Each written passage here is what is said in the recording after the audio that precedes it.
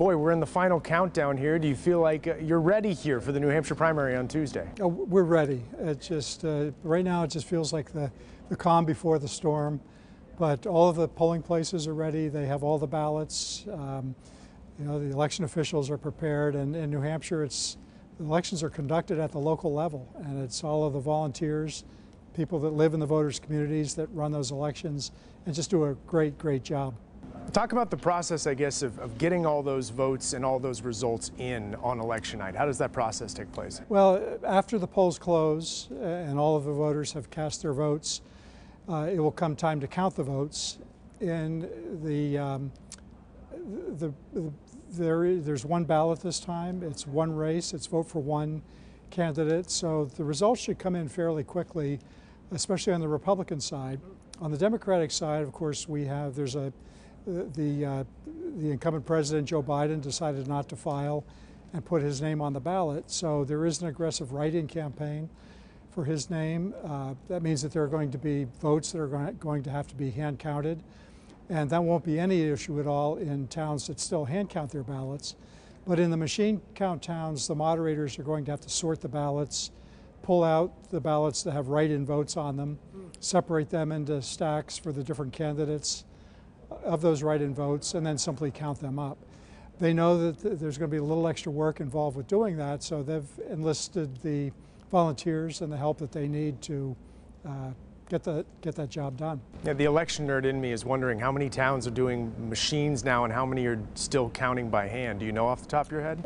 It is more than half of the towns use machines to count their ballots, but they tend to be the larger towns. So by far, most ballots in the state are counted by machine than they are by hand. So is it fair to say Republican results may be quicker, Democrat results may take a second? Yes, I mean, it's fair to say.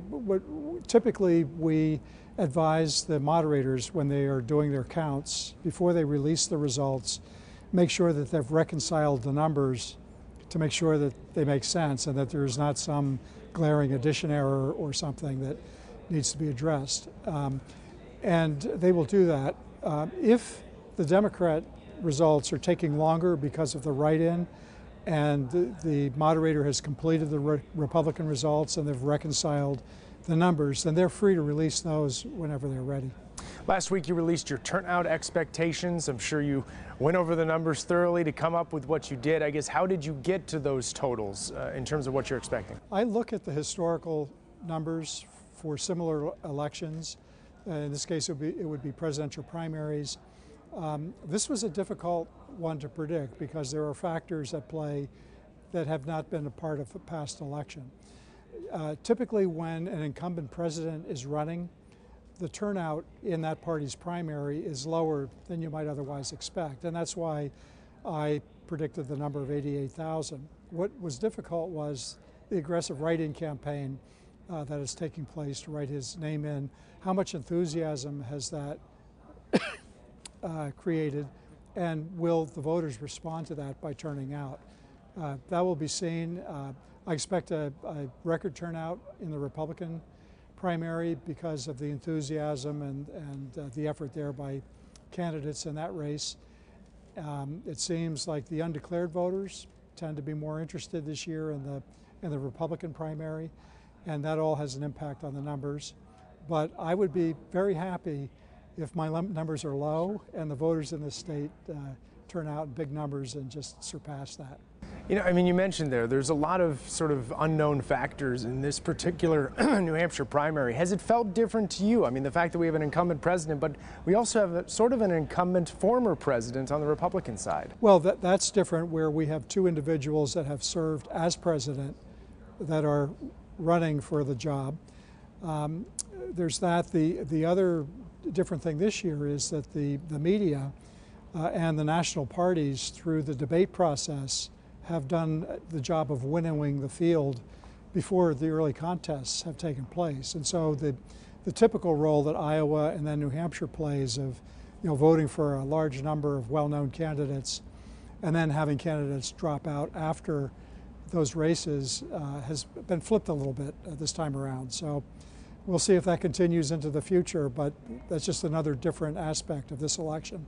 I mean, another thing is NBC News reported today a robocall going out from Joe Biden in sort of a deep fake voice. I know you probably keep tabs on all things elections. Is your office looking into that at all? I'm aware that that situation has occurred. The Attorney General's office is looking into it.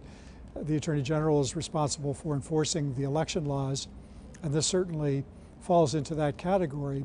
But what it does is reinforces a kind of a national concern that has been out there about the effect of artificial intelligence and how it might impact elections and campaigns in negative ways. Yeah, I'm sure it's too early to say, but is your office trying to cut those things off before they get traction? Is there ways for you to get ahead of something like that? Well, first of all, this is a new area in elections, and so we're going to have to study it and figure it out. But there needs to be a quick response to misinformation and disinformation that's out there, and the voters have to take some responsibility too, and understanding the facts and not believing everything they see because something like this fake news can come by and just throw people off. Right. In terms of just New Hampshire, do you feel like that with all the challenges you faced in the lead up to this primary, that New Hampshire still executed its duty as it believes it should be in this process?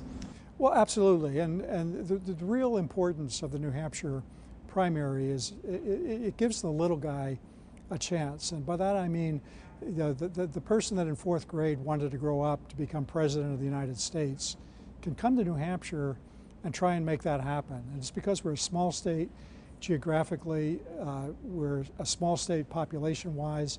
It's easy to run a campaign without high name recognition or a lot of money. And that's really important. And it's important that that opportunity exists at the beginning of the calendar, because if by chance one of those individuals can break out and do well here, they have the opportunity then to go to the following states and try and turn that into a nomination. Whereas if the opportunity is at the end of the calendar, it is a worthless exercise.